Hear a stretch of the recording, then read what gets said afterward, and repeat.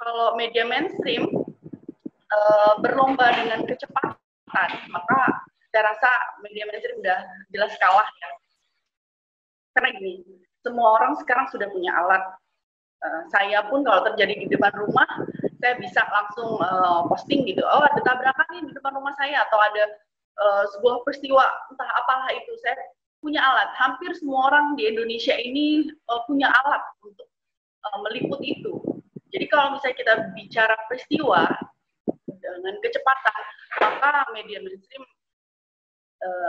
kalah. Kalahnya karena mungkin bahasanya citizen jurnalis, netizen, segala macam bisa memposting dengan cepat. Nah, memotret peristiwa dari satu peristiwa ke peristiwa yang lain itu hanya satu sisi. Itulah media sosial yang diciptakan oleh masyarakat ya. Jadi tanpa jeda mereka bisa langsung melakukan posting berita. Tetapi yang harus dilakukan media saat ini menurut saya, mungkin yang tadi disebutkan sama Mas Iwan, adalah kedalaman ya, mungkin bahasa kerennya orang media itu enrichment content. Jadi pengayaan konten ini menggali latar belakang dari sisi yang lain. Mungkin kalau misalnya tadi saya hanya melihat terjadi tabrakan di daerah A gitu, yang meninggal 2 orang. Nah, ketika itu saya posting ke media sosial, mungkin media mainstream belum melakukan penugasan sama sekali ya. Nah, tetapi ketika itu terjadi, media mainstream justru membuat sebuah enrichment content, melihat latar belakang dari terjadinya peristiwa itu. Itu yang menurut saya mungkin yang nggak bisa dilawan sama media sosial saat ini. Enrichment content ini melihat bagaimana peristiwa-peristiwa itu terjadi dari sudut yang lain, dari peristiwa-peristiwa yang sebelumnya mungkin terjadi atau setelahnya. Ini bisa dilakukan oleh media mainstream, tapi ini butuh juga kemampuan seorang jurnalis untuk menggalinya, tidak sekedar dia menginformasikan, tetapi menggali lebih dalam narasumbernya, kemudian lokasinya, dan lain sebagainya yang mendukung kedalaman atau enrichment konten ini tadi. Nah, kalau kita bicara kecepatan, kecepatan itu selalu nggak bersahabat ya dengan kedalaman gitu. Kalau kita lihat di dalam media, kalau kita mau cepat, ya itu terjadinya get it first, just get it first. Tapi kalau misalnya kita melihat itu kita butuh dalam, nggak bisa kayak gitu memang. Dalam itu butuh waktu, butuh butuh lebih fokus, ya seperti yang tadi Mas Iwan bilang, nggak bisa nih kayak gini, harus ada prosedurnya. Kalau kita mau kembali kepada ingin memperoleh sebuah berita yang akurat, yang memang betul-betul valid, ya kita harus melewati proses-proses yang disebutkan Mas Iwan. Nggak bisa kayak begitu gitu, nggak bisa langsung main istilahnya jebret-jebret, posting berita, ditambah lagi tulisannya sepotong-sepotong, nggak utuh gitu. Nah, tugasnya si mainstream ini membuat sebuah berita menjadi utuh dalam dimengerti, sehingga para pembaca bisa cerdas gitu melihatnya dari semua sisi gitu.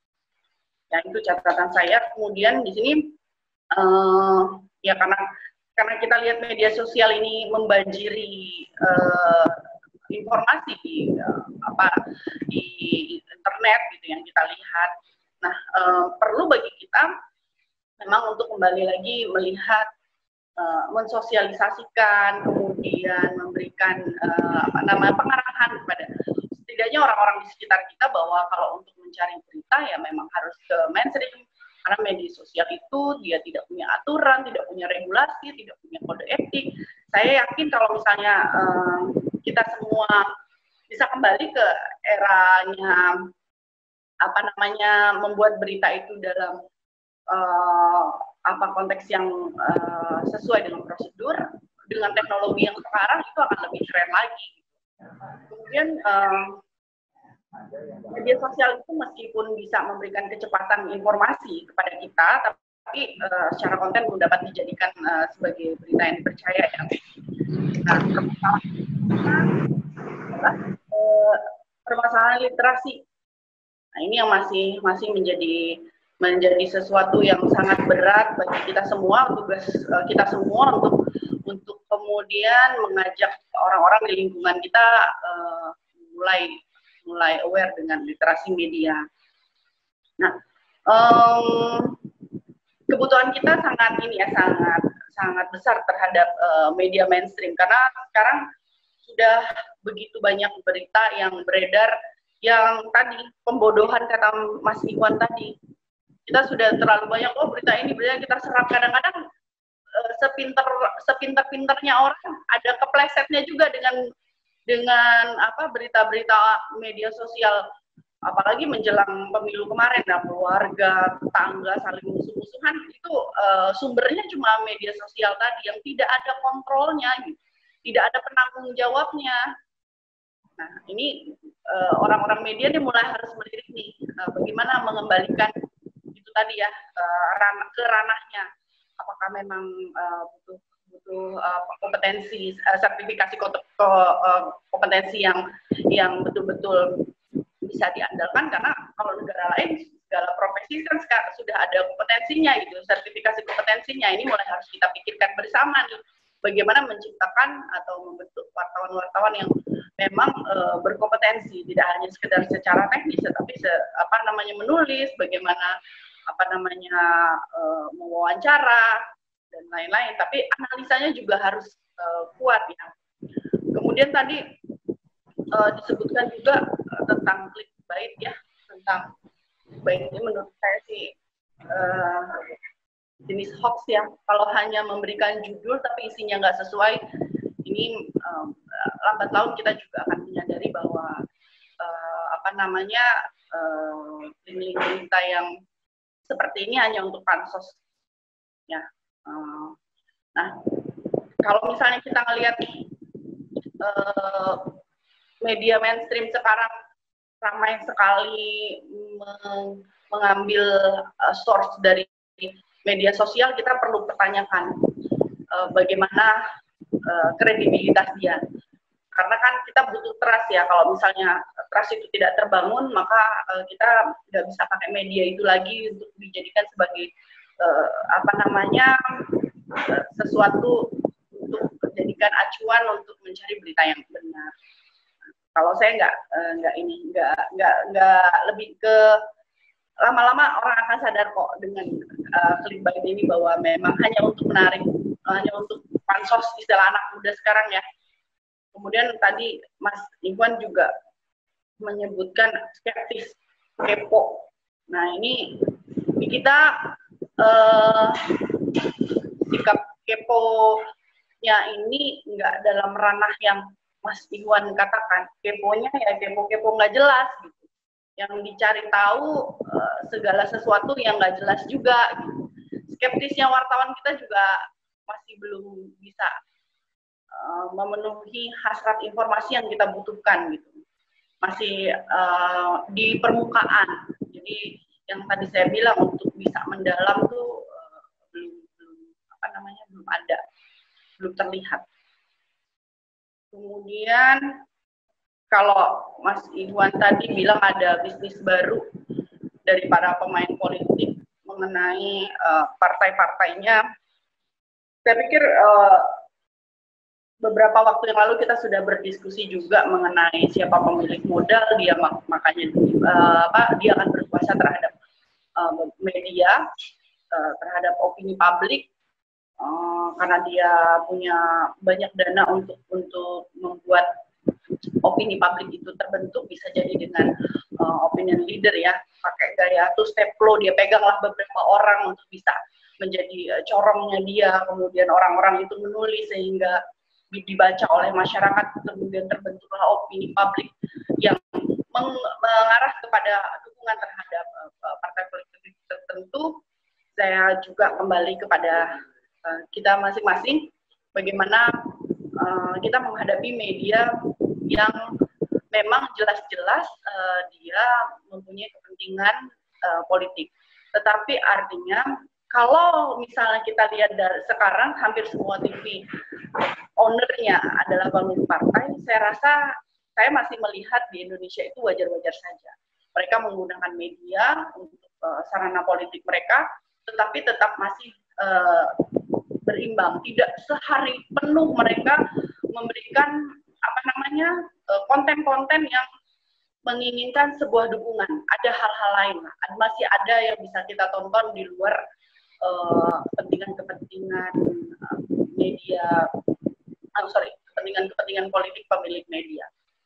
Itu aja barangkali yang menjadi catatan saya dari Mas Iwan. Sebenarnya ini udah keren banget, udah semuanya udah tercakup, kata Mbak Astrid tadi, ini udah full keren gitu ya. Gitu. Itu saja barangkali, mohon maaf apabila ada yang kurang berkenan. Salam literasi buat semuanya. Assalamualaikum warahmatullahi wabarakatuh. Silakan Mbak Astrid. Terima kasih Mbak Iko. Tadi saya mau mutusin tapi nggak enak gitu. Tadi ada beberapa juga yang akhirnya aku highlight lagi dari Mbak Iko. Yang pertama yaitu media sosial bukanlah masalah untuk media mainstream sebenarnya. Sebenarnya keduanya masih bisa bisa berkolaborasi dalam simbiosis mutualisme. Lalu tadi juga Mbak Iko dan Mas Iwan meng-highlight mengenai jurnalis harus memiliki sertifikasi kompetensi, memiliki sense of value dan juga kode etik yang membedakan tulisan jurnalisme dengan awam. Lalu juga kritik juga untuk kita sebagai orang awam, harusnya kita meningkatkan literasi media dan juga meningkatkan awareness terhadap mana berita yang hoax dan tidak, dan juga mengingat media sosial hanyalah satu arah informasi gitu ya. Sedangkan media mainstream harusnya bisa memberitakan dari berbagai sisi yang bisa meningkatkan engagement pada konten tersebut. Nah, itu tadi dari Mas Ikhwan dan juga Mbak Iko yang sudah sangat lengkap. Kita ada satu lagi nih penanggap, yaitu Mbak Meta. Tapi punten Mbak, mungkin aku batasi sekitar 10 menit ya, 10-15 menit. Mbak Metanya hilang. Baiklah, mungkin ada masalah teknis di Mbak Meta. Aku lihat di grup chat dulu kali ya, mungkin ada beberapa pertanyaan. Ini tadi ada satu dari Mas Supriyanto, untuk Mas Ikhwan dan juga Mbak Iko. Bagaimana ya. Mbak Meta sudah bisa? Ya, sudah.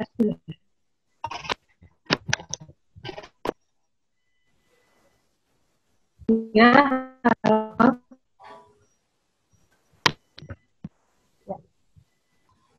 Oke, Mbak Meta, mungkin bisa ditanggapi dulu 10-15 menit.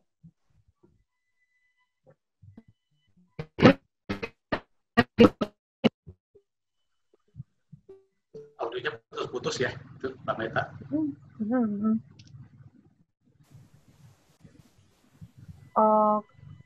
Mbak Meta? Audionya nggak dengar, Mbak. Tidak terdengar, Mbak, putus-putus.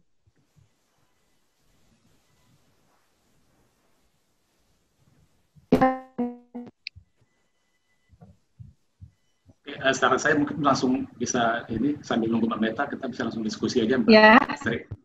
Oke. Ya, Mbak Meta. Ya, bisa.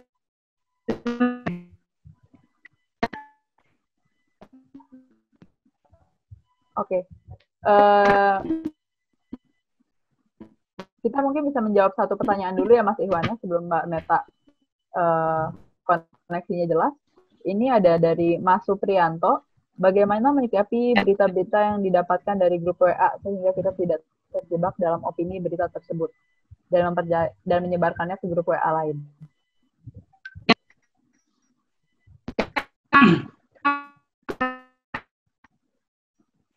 Oke, langsung dijawab atau gimana Mbak Astrid? Ya, bisa langsung dijawab aja Mas. Oke, terima kasih ya. Saya mencoba jawab dari Mas Supriyanto ya. Bagaimana menyikapi berita-berita yang didapat dari grup-grup WA. Nah, sebenarnya kalau tadi dari materi yang sudah saya sampaikan, sudah jelas sebenarnya bahwa memang informasi ataupun data yang ada di media sosial itu boleh kita jadikan konten sebagai sumber informasi ya, tapi tidak boleh langsung kita pakai menjadi langsung diberitakan gitu saja tanpa ada proses verifikasi. Mungkin saya bisa cerita pengalaman di tempat saya misalnya, ini agak promosi sedikit, Mbak, mungkin di tempat saya itu di CNN Indonesia, kita punya satu departemen sendiri yang namanya RACI gitu ya. RACI itu kepanjangan Right and Clearance. Jadi emang departemen RACI ini tugasnya adalah melakukan verifikasi terhadap data-data atau sumber informasi yang mau kita pakai dari media sosial. Jadi kalau misalnya kita mau kutip ini dari media sosial gitu ya, dari Facebook atau apa, nah si produser programnya biasanya akan minta dulu ke RACI-nya untuk ngecek. Kemudian tim di RACI itu akan mengontak langsung orang yang memposting informasi di media sosial itu. Ketika misalnya sudah ada gitu ya, sudah ketemu, ditelepon, dan kemudian ditanya apakah misalnya informasi itu benar, itu yang pertama dilakukan. Kemudian yang kedua, kalau memang informasi itu benar, maka kita harus minta izin ke orang yang memposting itu, apakah memang informasi itu boleh kita kutip dan kita tayangkan atau kita publikasi. Nah, setelah orangnya menyetujui bahwa memang itu boleh dipakai, baru setelah itulah kita boleh menggunakan konten yang berada di media sosial, kita posting atau kita share, kita publikasikan. Dan kemudian kita harus memastikan juga bahwa orang yang memposting itu adalah orang pertama, bukan orang yang dapat informasi dari orang yang lain gitu ya. Jadi harus dari tangan pertama. Itu juga cara yang kita lakukan untuk bisa meminimalisir terjadinya konten-konten yang salah tadi itu. Jadi tetap harus ada prosedur dan standar yang harus kita lakukan. Jadi memang nggak bisa juga kita menafikan bahwa kita sama sekali alergi terhadap informasi yang ada di media sosial, nggak bisa juga, karena memang mau nggak mau, suka nggak suka, informasi yang di media sosial itu pasti lebih banyak, lebih cepat gitu ya, dan kita media mainstream itu seringkali ketinggalan, dan karena itulah kita selalu bergantung dari informasi yang ada di media sosial. Nah, persoalannya adalah bagaimana kita memanfaatkan data itu. Nah, tetap harus ada prosedur jurnalistik yang harus dilakukan. Kalau misalnya saya bilang dari liputan ke lapangan, wartawannya harus wawancara, harus pendalaman, observasi, gitu ya. Sama juga, ketika kita mau mengutip ke media sosial, kita harus memastikan dan wawancara ke orang yang memposting itu, gitu ya. Dan setelah itu, informasi itu baru kita dalami dalam bentuk liputan, kita terjunkan tim ke lapangan untuk bisa memverifikasinya. Jadi menurut saya harus ada prosedur yang ketat juga, sehingga media mainstream tidak asal comot mengutip dari media sosial. Saya pikir itu sih, Mbak Astrid. Ya, oke. Ya, terima kasih Mas untuk jawabannya. Ini juga aku sambil baca tanggapan lain. Ada dari Mas Insan Mas Dida. Mas Dida ya. mau. Oh ya.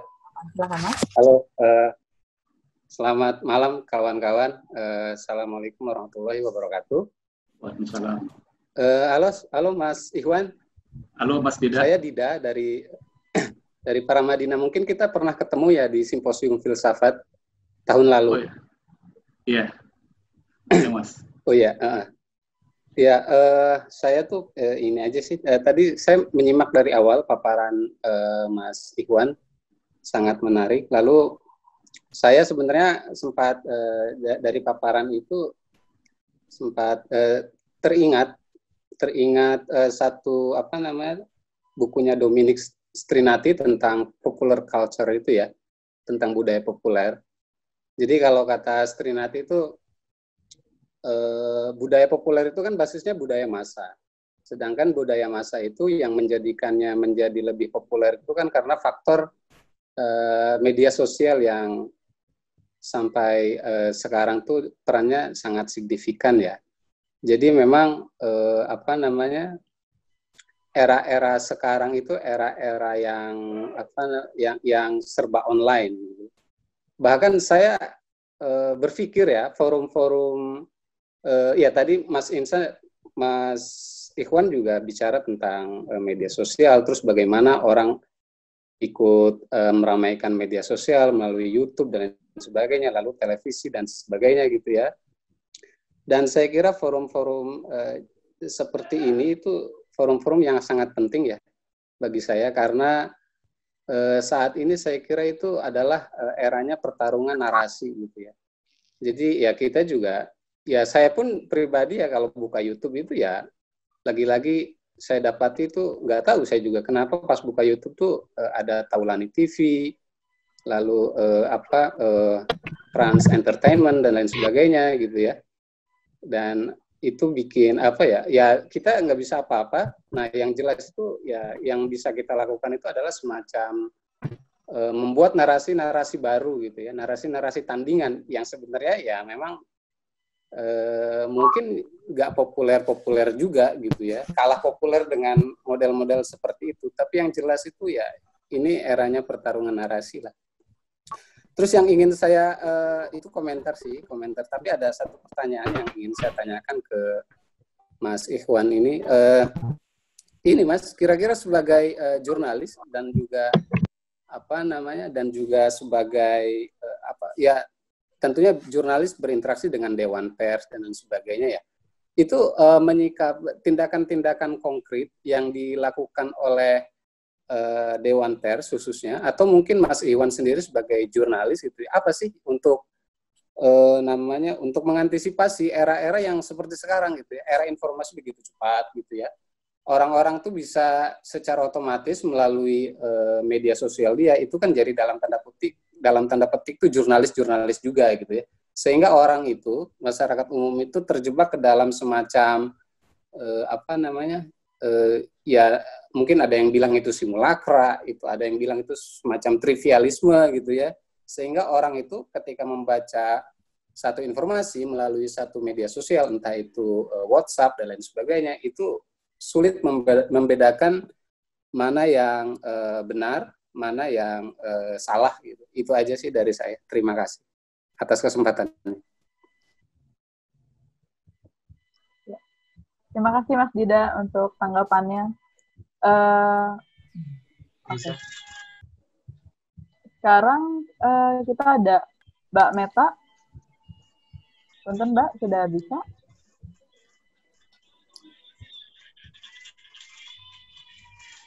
Bisa bertanya? Oke. Mungkin Mas Ilham ya. Oh iya, Mbak Meta dulu. Mbak Meta. Ya, saya Mbak.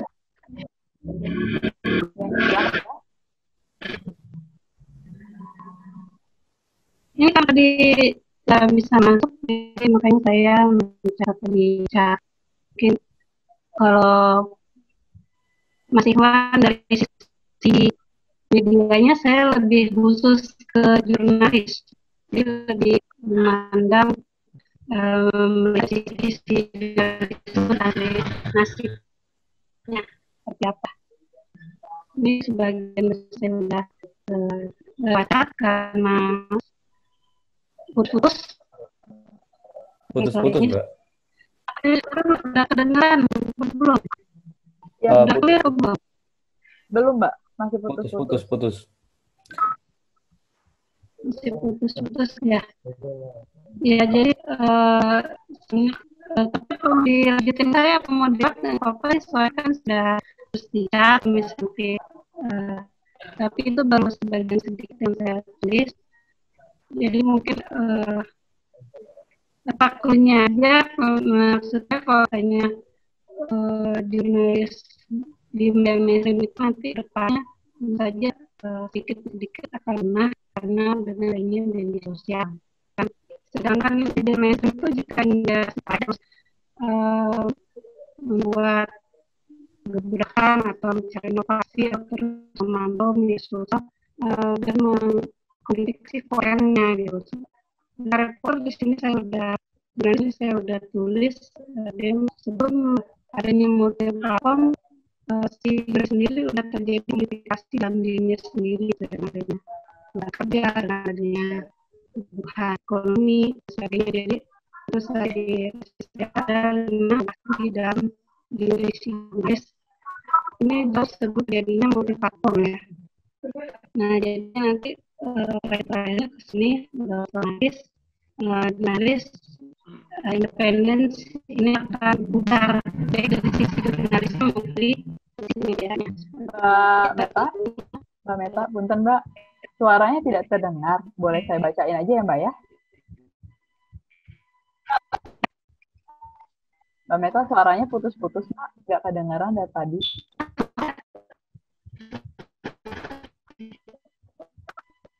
Ya, kalau tadi Mbak Meta, punten saya bacakan aja ya Mbak ya. Mbak Meta tadi melihatnya dari sisi jurnalisnya, melihat jurnalis dan independensi jurnalis terancam punah. Jadi punahnya jurnalis ini disebabkan oleh kurang lebih ada 5 komodifikasi pekerja, antara lain penugasan mencari iklan, di mana jurnalis dibebankan untuk mencari iklan oleh perusahaan, dan juga terpaksa dilakukan karena adanya desakan dari perusahaan. Ini juga jurnalis diwajibkan untuk mendapatkan iklan nyaris 200 juta setiap bulannya. Jadi jurnalis tidak lagi independen. Lalu hasil komodifikasi ini ditemukan pada Mbak Meta pada saat menyusun tesis, diperdalam lagi dan dipublikasikan dalam Proceeding Atlantis Press di tahun 2018. Lalu kedua alasan mengapa independensi jurnalis juga terancam punah, sebagian sudah melakukan praktek broker konferensi pers baik secara inisiatif sendiri maupun diminta oleh perusahaannya. Gitu. Misalnya seorang jurnalis mengajukan diri atau meminta tolong kementerian atau perusahaan A untuk mengkoordinir teman-temannya untuk mengadakan konferensi pers. Jadi pembahasan jurnalis yang menjadi broker ini juga sudah dipresentasikan di Universitas Utara Malaysia. Oke, kurang lebih itu dari Mbak Meta.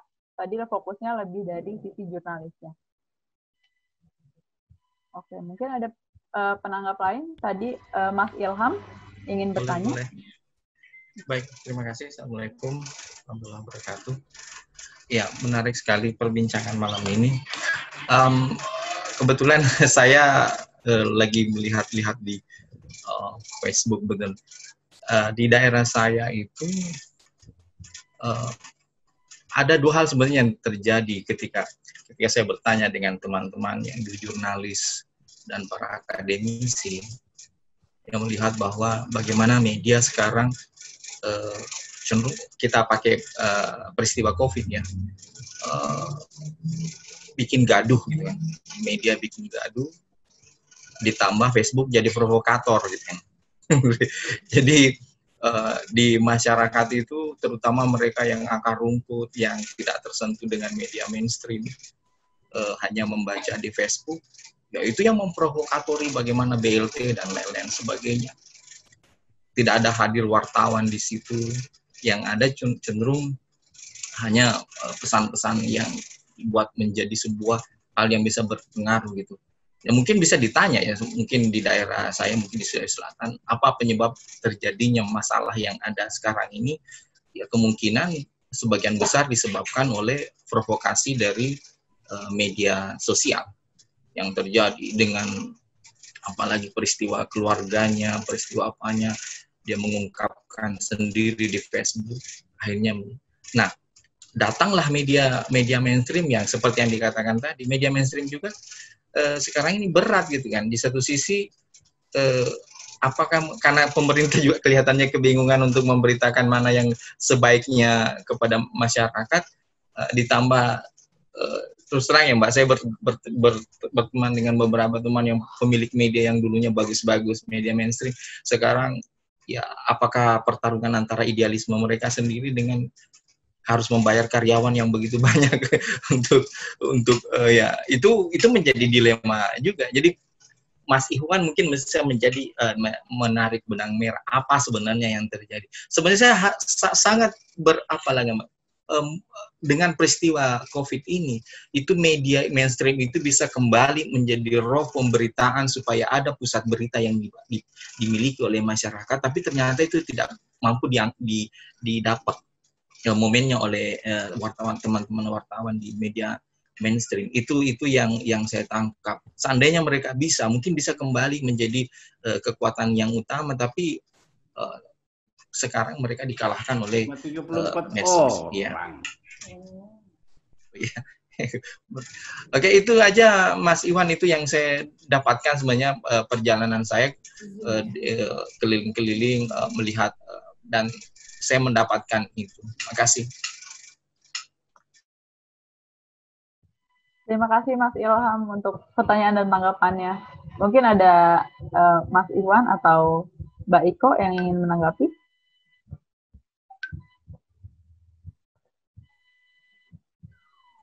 Ya, oke. Nanti ada, kayaknya banyak, masih ada pertanyaan lagi tuh yang lain ya, tapi nggak apa-apa. Saya coba menjawab pertanyaan beberapa teman-teman. Nanti saya yakin teman-teman di sini juga ada mungkin jurnalis kayak Mbak Lufiana, terus tadi juga ada Arifin Saleh Siregar, itu senior saya. Saya nggak tahu masih ada atau enggak. Mungkin bisa menambahkan juga gitu ya. Jadi menurut saya ini jadi forum bersama aja, bukan jadi forumnya saya, karena saya juga jujur bukan menjadi ini gitu ya. Nanti silakan teman-teman juga akan menambahkan. Oke, saya coba menanggapi dari pertama dari Mas Dida tadi gitu ya. Bagaimana fenomena sekarang narasi yang muncul di media sosial, terutama di YouTube itu dikuasai oleh orang-orang tertentu. Tadi Mas Dida bilang dia suka dengan nonton Andre Taulani TV gitu ya, atau yang Raffi Ahmad Rans Entertainment gitu ya. Nah, Rans Entertainment. Jadi Mas Dida, saya juga sama, saya juga jadi korban dari fenomena itu. Saya kalau di kantor, kalau misalnya ngedit naskah itu kalau ada waktu luang, saya untuk menghilangkan kejenuhan itu saya nonton Andre Taulani TV, Sule TV gitu ya. Terus mereka isinya pamer-pamer kekayaan, tentang beli mobil, beli rumah dan macam-macam ya, isinya itu. Tapi nggak tahu, saya kok suka gitu ya. Nah ini juga jadi pertanyaan, dan saya yakin masyarakat juga tercekoki dengan informasi itu. Buktinya bisa kelihatan kok dari viewersnya banyak gitu ya, subscribernya hampir jutaan gitu ya. Isinya, kontennya itu lebih parah daripada televisi. Kalau selama ini ada kritik bahwa televisi itu kontennya sangat membodohi, sangat pamer kekayaan, Jakarta sentris dan seterusnya, itu konten-konten di YouTube yang aksi-aksi itu menurut saya lebih parah lagi. Dan itu tanpa ada gatekeeper, tanpa ada yang mengontrol, tanpa ada orang yang bisa membatasi harus seperti apa konten di YouTube itu. Nah, ketika sekarang orang lebih banyak menggunakan sosial media YouTube itu kan sesuatu hal yang berbahaya menurut saya. Ya, publik akan bisa dicekoki dengan informasi-informasi yang seperti ini, jadi bukan informasi yang berkualitas, dan orang percaya. Tadi saya ngasih contoh juga, saya sebut saja misalnya Deddy Corbuzier, subscribernya banyak di YouTube, dan dia dan saya tahu bagaimana talkshow dia, podcastnya dia, kontennya itu pengen membenarkan bahwa corona ini penyebabnya adalah teori konspirasi, kira-kira gitulah ya, yang pengen dia sebarkan, paham itu. Nah itu terjadi. Ketika misalnya konten seperti itu dipercaya oleh masyarakat, ini juga bisa membahayakan. Jadi media mainstream udah kalah populer ketimbang media berhadapan dengan media sosial ini. Nah saya nggak tahu solusi apa yang terbaik untuk bisa mengatasi ini.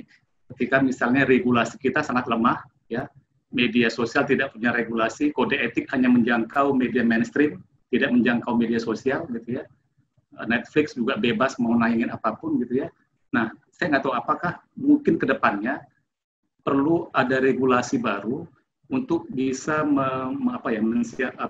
menanggapi kondisi kemajuan teknologi yang semakin berubah ini. Tapi di sisi lain ada yang beranggapan ketika kita membuat regulasi seperti ini, nanti ada juga orang-orang yang beranggapan nggak perlu, ini membatasi kebebasan. Ya. Ini kan kebebasan bagaimana berekspresi, bersuara gitu. Nah ini kan sebuah dilema sebenarnya. Nah kalau saya cenderung konservatif gitu ya. Kalau saya pribadi cenderung konservatif, saya cenderung orang yang lebih percaya bahwa pemerintah harus intervensi, ya, harus membuat regulasi. Oke, kebebasan tetap harus terjamin, tapi di balik kebebasan itu harus ada tanggung jawab. Karena apa? Karena yang orang yang dilindungi dalam hal ini adalah masyarakat, publik yang harus dilindungi. Jadi biarkanlah artis itu berekspresi, tapi kita harus kasih batasan-batasan karena mereka sudah dapat duit banyak dari situ kan. Ya. Mereka dapat duit banyak, masyarakat dapat apesnya. Gitu, kan. Bayangkan YouTuber itu per bulan itu bisa ratusan juta. Baru yang paling kaya itu siapa? Saya lupa. Suami istri gitu ya. Ledek. Nah, itu yang fenomena yang terjadi dan mungkin menurut saya perlu ada aturan yang bisa mengatur itu. Kalau kita hanya membuat counter narasi yang sifatnya hanya kecil-kecil, menurut saya agak susah, gitu ya. Nggak akan bisa berhadapan dengan counter yang sudah dikuasai oleh mereka itu. Kemudian Dewan Pers. Nah, Dewan Pers ini kan memang didirikan untuk sebagai polisi lalu lintas untuk media mainstream ya. Karya jurnalistik semuanya itu diawasi oleh Dewan Pers. Tapi konten-konten yang bukan bagian dari jurnalistik itu di luar tanggung jawab dari Dewan Pers. Sama kayak KPI lah. KPI kan hanya bertanggung jawab terhadap dunia penyiaran. Konten dunia itu radio dan televisi. Tapi KPI tidak bisa mengawasi konten-konten di YouTube, di Netflix, dan seterusnya. Nah, jadi memang menurut saya kita ketinggalan dalam hal pembenahan institusi, lembaga pengawas, dan ketinggalan dalam hal membentuk regulasi yang bisa melindungi masyarakat dari efek negatif kemajuan teknologi seperti sekarang ini. Paling mungkin itu jawaban saya melihat Mas Deda. Kemudian Mas Ilham, berita COVID gitu ya. Ini menarik sih Mas. Saya di newsroom menghadapi bagaimana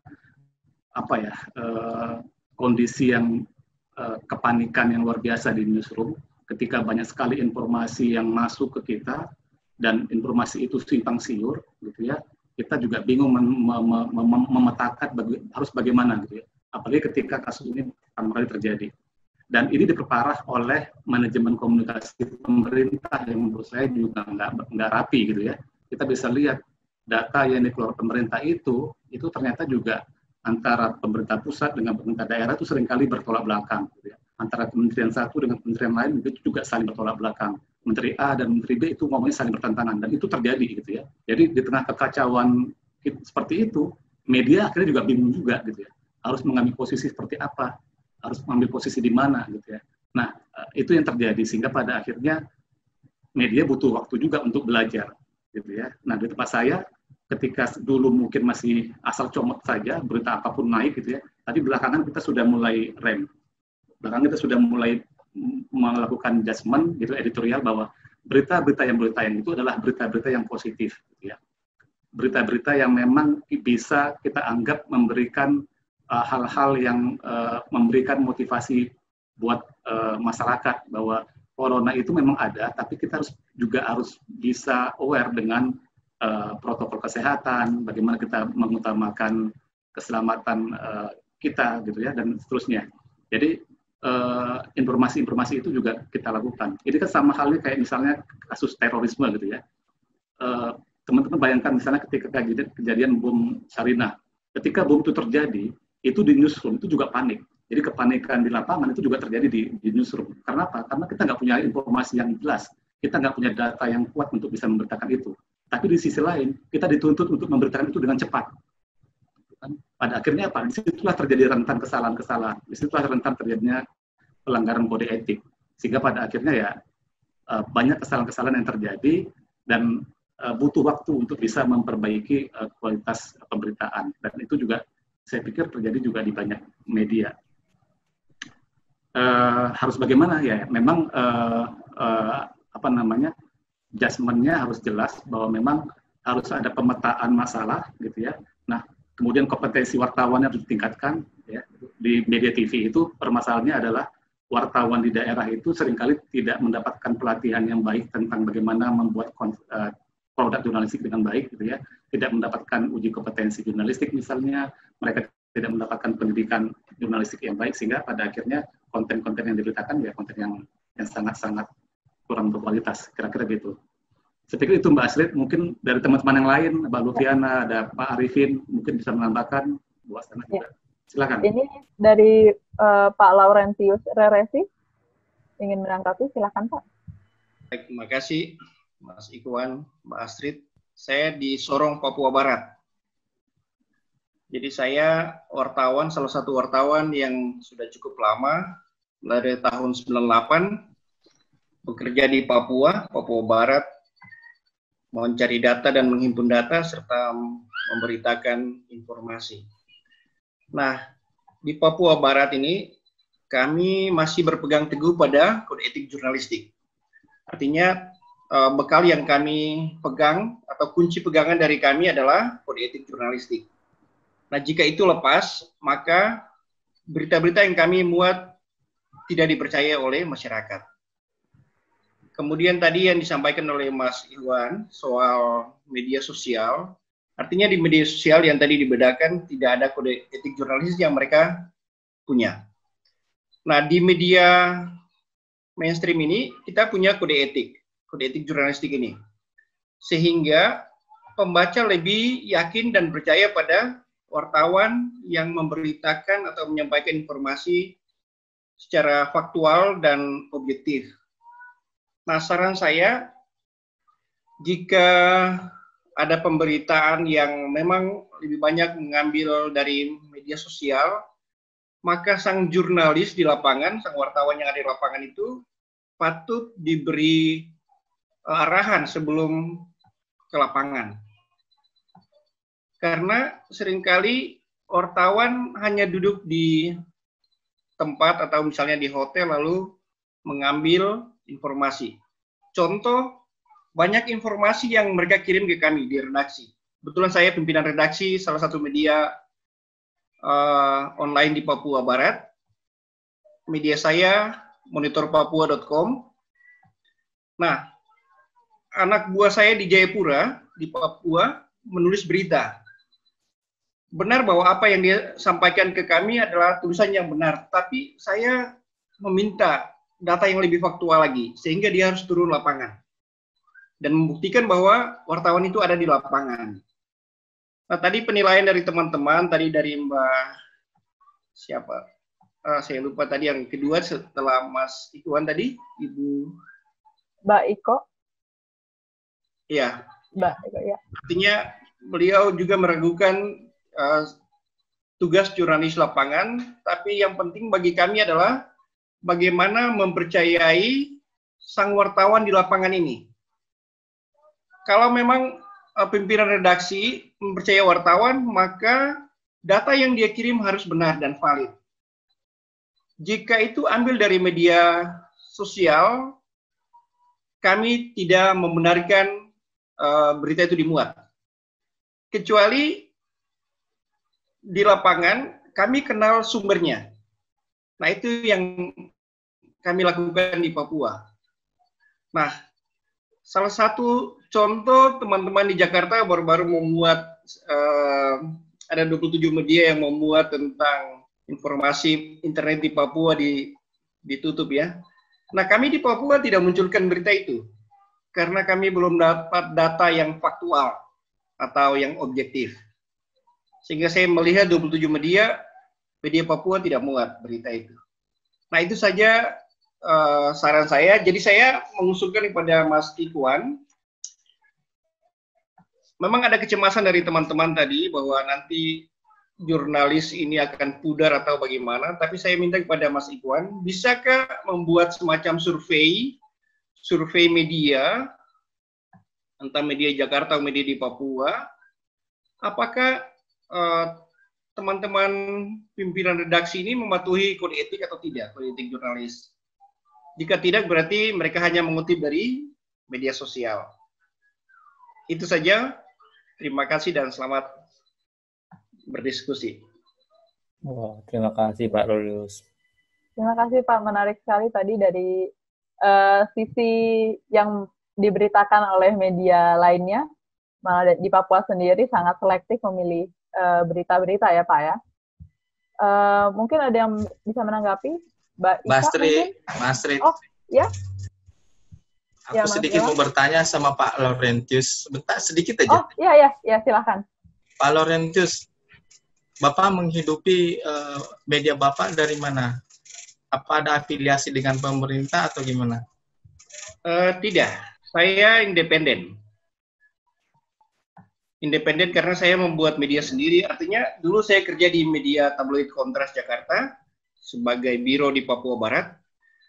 Kemudian saya coba mencari dana sendiri, ya, mencari uang sendiri lewat kerja keras saya, sehingga saya membuat media ini, media online. Nah, visi misi saya adalah memberitakan yang benar. Artinya tidak menjelek-jelekan pemerintah, tetapi berada pada posisi yang netral. Sebagaimana tadi Mas Ikhwan sampaikan bahwa harus independen dan benar-benar independen. Maafkan kalau saya bertanya begitu Pak Laurentis, karena menjaga idealisme itu sekarang agak sulit gitu. Tanpa harus berafiliasi dengan iklan-iklan pemerintah biasanya. Makasih Pak Laurentis. Oke, terima kasih juga Mas Ilham dan tanggapannya Pak Laurentius. Mungkin ini ada pertanyaan dari Mas Arifin Siregar. Bisa langsung ditanyakan, Mas?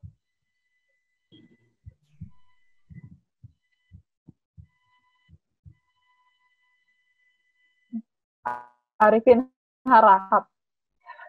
Maaf, Mas. Ya, silakan.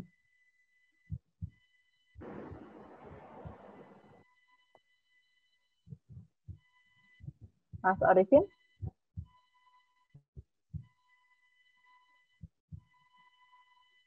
Ya, kalau Mas Arifin koneksinya sulit, mungkin Kak Lufiana dulu.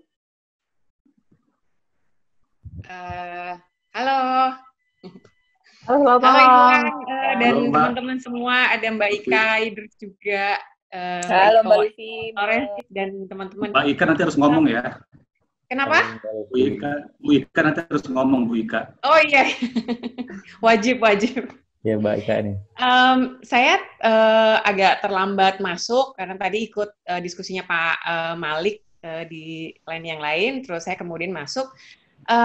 Kalau nggak salah, saya dengar Mbak Iko itu bicara soal nggak apa-apa kalau media pemilik partainya ini ya, apa namanya, kadang-kadang muncul gitu ya, toh dia juga memberitakan yang bagus yang lain gitu. Nah, saya mau cerita dikit aja, ini sekedar ini sharing. Jadi disclaimer-nya adalah saya pernah bekerja di sebuah televisi di mana pemilik medianya adalah pemilik partai.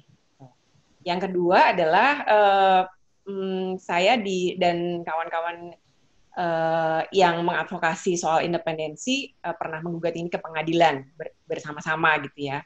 Dan yang ketiga, saya sebagai pekerja merasakan betul gitu bagaimana bekerja di media yang kemudian pemiliknya punya partai gitu. Jadi disclaimer-nya itu. Saya mau cerita sedikit. Jadi pemilik media itu kan tidak hanya kalau yang diketahui masyarakat mungkin dia muncul sesekali, seminggu sekali atau apa gitu ya. Tapi kalau di dalam itu sangat tahu bahwa bagaimana dia menguasai networking. Jadi menentukan narasumber berita gitu. Yang berhubungan dengan partainya gitu. Buat saya itu pelanggaran etika yang sangat besar gitu. Itu yang pertama. Yang kemudian pekerja-pekerjanya pun di dalamnya itu berkeluh kesahnya hampir tiap hari gitu. Jadi kita tuh kayak membangun sesuatu yang membangun idealisme, tiba-tiba diinjak dan rumahnya rusak gitu. Kayak gitu. Jadi itu yang kami rasakan di dalam gitu. Jadi hampir semua itu merasakan bahwa oh ternyata tiba-tiba ada narasumber yang kemudian dibatalkan gitu karena padahal dia udah datang, udah mau sampai gitu. Padahal karena apa? Karena dia bukan networking-nya ini. Ketika tahu bahwa oh bukan networking, ya udah dibatalin gitu. Jadi saya bisa menceritakan bahwa bukan hanya muncul sesaat gitu, tapi bahwa dia menguasai ekonomi politik ya, menguasai networking gitu, terus menguasai pekerja, bagaimana pekerja harus tunduk gitu. Dan yang kedua adalah AJI, Aliansi Jurnalis Independen, menuliskan soal pemilik partai yang bermasalah ini ke dalam pelanggaran etika yang sangat serius dalam catatan tahunan AJI. Gitu. Remo TV itu pernah melaporkan hal ini, bagaimana pemilik partai menggunakan setiap kampanye. Jadi setiap pemilu itu pemilik partai itu selalu menggunakan frekuensi dengan habis-habisan. Itu melaporkan ke Bawaslu gitu. Walaupun kalah gitu. Misalnya saya juga pernah mempertanyakan independensi itu di dalam juga berakhir di pengadilan gitu. Terus kayak pengadilannya pengadilan pekerja, tapi saya dituntut pencemaran nama baik. Itu tidak berhubungan langsung dengan pemilik partai, tapi bahwa saya ingin menggambarkan bahwa pemilik partai ini sangat berkuasa gitu. Dan itu pelanggaran etika yang sangat serius. Dewan Pers sendiri menyatakan bahwa media harus independen gitu ya. Itu hak-hak mendasar gitu. Jadi saya hanya ingin menceritakan bahwa yang dilakukan itu tidak hanya dilihat oleh masyarakat bahwa sesekali dia tampil, enggak gitu. Hal lain yaitu misalnya gini, konten mungkin kalau secara umum orang tidak mengamati setiap hari ya, tapi sebagai pekerja yang pernah bekerja televisi, kita kan tahu ya, rundown hari ini isinya apa aja 24 jam. Gitu. Tiba-tiba ada live, biasanya kalau live itu nasional gitu, tapi tiba-tiba ada live di sebuah kelurahan, yang dimana partai ini lagi deklarasi. Gitu. Padahal kita tuh punya paham bahwa kalau live itu yang dibutuhkan publik, yang ini public size-nya besar dan lain-lain gitu. Tiba-tiba gitu, tiba-tiba ke kelurahan ini, tiba-tiba ke kelurahan itu gitu. Dan yang kedua adalah ketika sebelum pemilu itu kontributornya di kota-kota besar.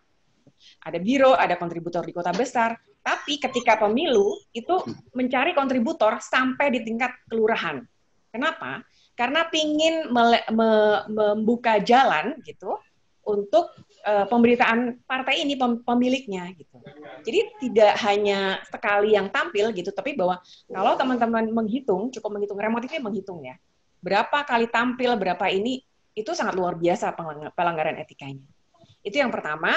Terus yang kedua sedikit aja, kalau tadi menggambarkan tentang sosial media dan media ya. Saya pengelola media perempuan namanya konde.co.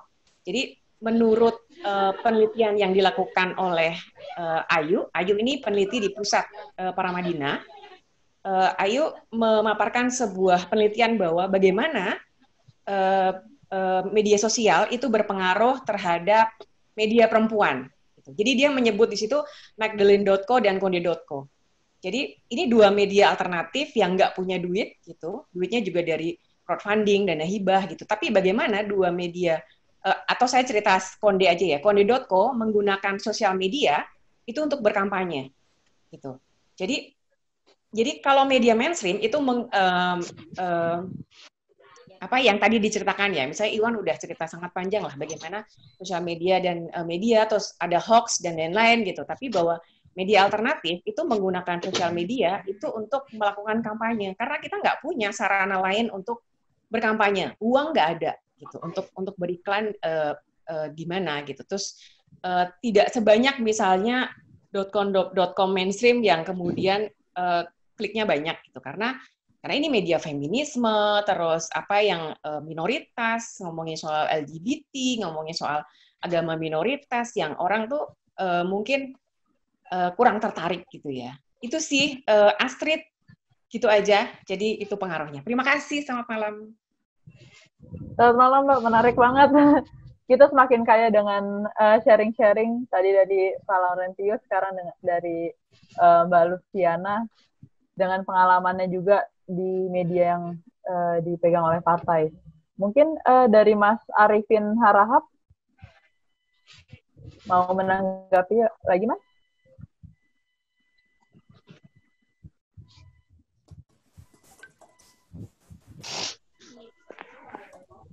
Ya, Mas Arifin?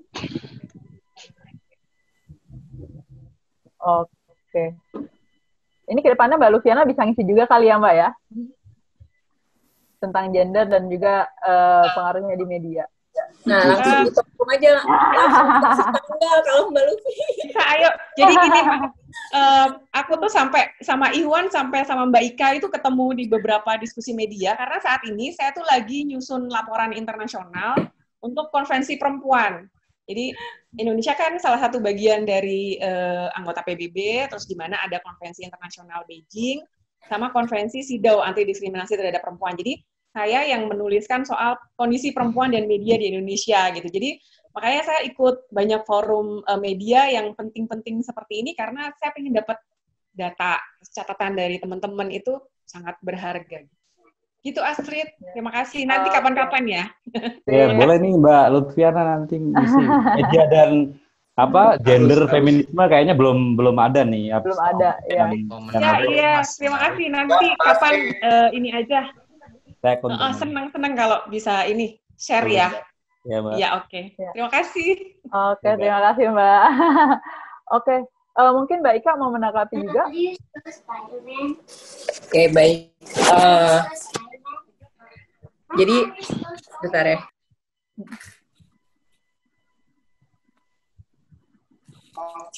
Oke, saya sebenarnya ke sini tuh mau dengerin Mas Iwan ya.